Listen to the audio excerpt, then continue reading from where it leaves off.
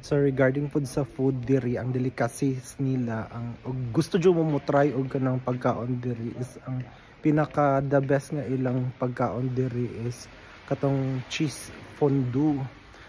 So cheese fondue day at first year na ako nakatry kog cheese fondue. Just ko lord gikabuhi jud kay lain kaayo. Obi ko na ana daw cheese day.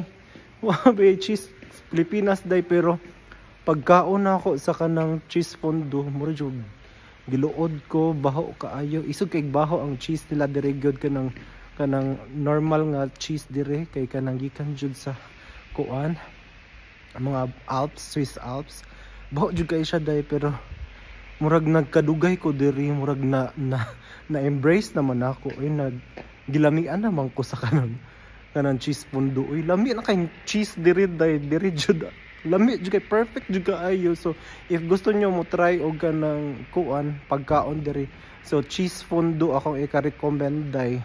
So moana lang gyud na laban lang gyud mo cheese fondue. So normal ra gyud na kay baho na siya kay mix of kanang cheese magud na siya og wine.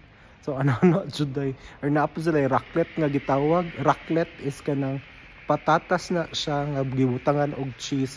So maoro na akong ika-suggest nag-snow na pud siya diri. So raclette og cheese fondue. Puro na siya cheese, puro siya baho pero lami jud siya day. At first siguro di niyo ma-appreciate pero karon lami jud kaayo siya. Nya bugat kay siya sa imong tiyan. Dali ka mo busog ana pero mahal lang gihapon siya day. Kinamahalan. Mahal siya nga pagkaon diri sa Switzerland pero maoy ilang delicacy or ilang pagkaon diri sa Switzerland. Laban!